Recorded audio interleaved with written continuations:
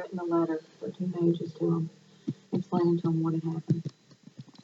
I read the file, and immediately after that, Tammy Dobbs began to call me and would almost call me every day, and sometimes more than once a day. She was very adamant about the fact that Bridget killed her brother. Her reasoning was every time that Jamie is alone with Bridget, he gets lethargic. He doesn't know where he is. He has trouble standing up. There seemed to be something there. I had a question about a cause of death. I had to tell her, I said, for this case to be prosecuted, I had to have a death certificate that said the manner of death was a homicide. We'd gotten so far on the case, and then they said that until the death certificate was changed from natural causes, that their hands were tied. And you can't charge somebody with murder with a death certificate saying that he died of natural causes. And then that's when, I had talked to everybody that would listen. And a good friend had said, hey, do you watch HBO? I think there's a place on the internet that you can go and look for Dr. Biden, and you can get help maybe. So that's what I did. I emailed day after day, and they said they were interested. So then I knew I had help.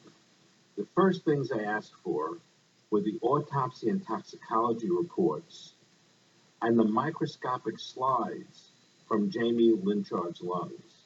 The slides caught my attention.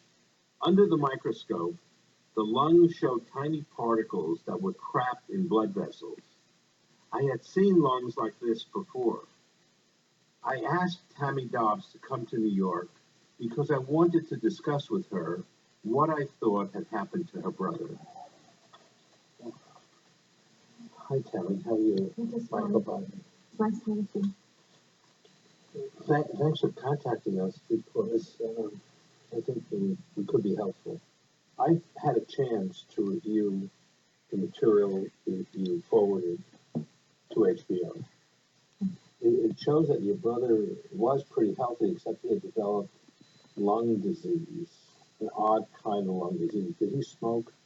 Yes, sir. Did not smoke? Yes, sir. Did he ever inject any medicines into himself? No. Any drugs or things? No. You look at the death certificate? Yes. Death certificate says, I'm sorry, do you want tissue? I'm sorry, dear. This is kind of tough. But I know you've been concerned about it. That's why you contacted us. And the person who initially made out the death certificate, he thought that the cause of the lung disease was a blood clot to the lung. But that's, even though that's what's on the death certificate, and that's a natural reason for death, it's wrong. Your brother didn't have a blood clot. We have been able to reconstruct what happened to your brother. He developed a very serious kind of lung disease that we see a lot of in New York City among drug addicts who grind up pills and inject them. When we have pills or capsules with any medicines in them, a little bit of that pill is the medicine, and the rest of it is filler materials that can make it into a certain shape and large enough to be able to be handled easily. And when we swallow that pill, the stomach fluids and all and enzymes break it apart and absorb the medicine, and the rest of it just goes through the body and isn't absorbed. If someone takes that pill or capsule and grinds it down a little bit and dissolves it in water and then injects it into an individual, it leaves behind this telltale marker of the debris, the stuff that can't dissolve, that gets trapped in the lungs. So each little microscopic fragment becomes encased in a large scar, and all these scars gradually eat up the normal lung tissue, and it's really a kind of suffocation, in my opinion. All of the damage that he developed in his lungs was caused by whatever was injected into his veins, and if he didn't do it, then somebody else did it. And the cause of death, therefore, in my opinion, is homicide, because this certainly shortened your brother's life. Did he suffer? You know, usually we try to make family members feel that their loved one didn't suffer, and if there's any way we can say that. In this instance, this is more painful kind of death than usual, because as you probably saw, he would get increasingly short of breath from these lesions inside here. This is kind of tough to go through. But I know you've been concerned about this, and that's why you contacted us. And what we want to do is try to answer any questions that you have.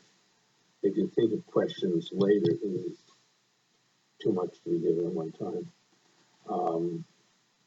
I'm always available by telephone.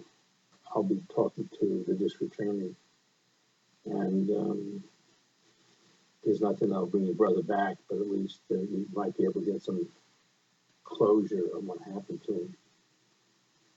That's why I called you. I got in contact with you so I could get justice for James. I sure appreciate it. Yeah. Good luck. When I got Dr. Bottom's letter, that was key in getting the coroner's attention, because the coroner's skeptical. Like, why am I going to change that death certificate after 3 years because some family member says it's a murder? What do you have?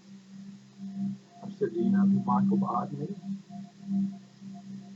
The death certificate was changed, but Greg Miles faced one last challenge. As a prosecutor, you have to look and see what's the defense going to be. What are they going to tell this jury?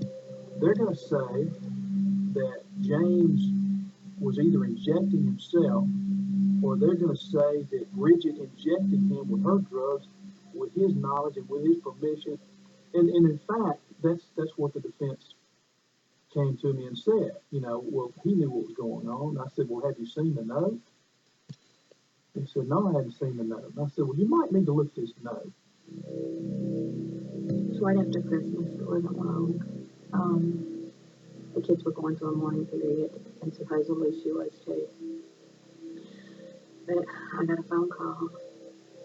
The house had burned down. Not totally, but the majority of it. In my eyes, I felt like she was destroying evidence. Bridget's behavior had become more and more erratic. 5 months after Jamie died, Bridget had set fire to their house to collect insurance. Several weeks later, she set 3 more fires.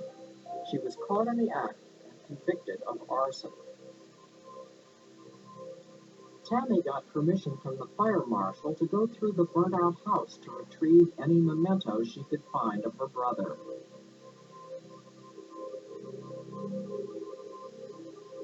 What she found turned out to be much more than keepsakes.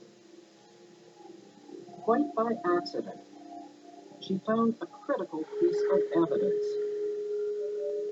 Tammy went and found in a burned up piece of furniture, she found this note James had written on it, what is Valium and some other drug doing in my blood? And he wrote it to Bridget Winter, the person who killed him. Here is the key. Here's the physical evidence that indicates that James didn't know that those drugs were being injected into his system. That note was presented to Bridget by the Attorney General's office investigators, and Bridget authenticated the note. Dr. Bobbitt's conclusions and the note found in the fire were enough to indict Bridget for murder. Faced with the evidence, she confessed she had killed her husband. Bridget had some experience as a phlebotomist. According to her confession, she was the only one in the room with it. She injected him. The needle actually went into the drip bag where it went directly into him. And then she went into the restroom and she heard the nurses come in, and then they call the code, and Bridget came out of the restroom, and they were working on James.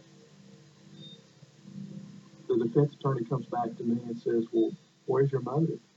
Well, James had a policy with the company where he worked, which is a substantial amount, and then he had a personal life insurance policy. So in all, Bridget Lynchard received over $230,000 in life insurance proceeds from her husband's death. Pretty good motive.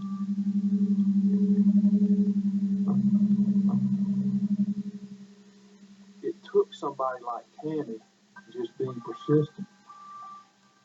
If Tammy's not involved, this crime would have not been reported. It wouldn't have been a crime.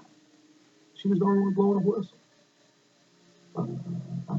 She didn't want somebody getting away with killing her brother.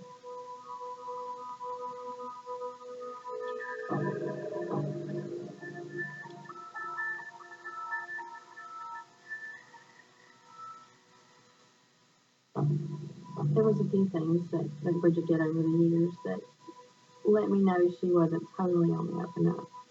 But I never, up until this actually happened, I never actually thought positively for sure she could actually murder somebody. On July 21st, 2005, at the Jackson, Mississippi courthouse, Bridget Lynchard pled guilty to manslaughter.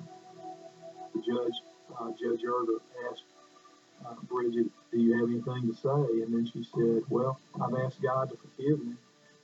I've asked my children to forgive me, and I'm trying to work on a relationship with them. And I now ask the court to forgive me. And really, that's the only thing I heard her say. That's the only thing I've ever heard her say. Bridget Lynchard is serving a 25-year sentence. She will be 60 years old when she's finally released from prison.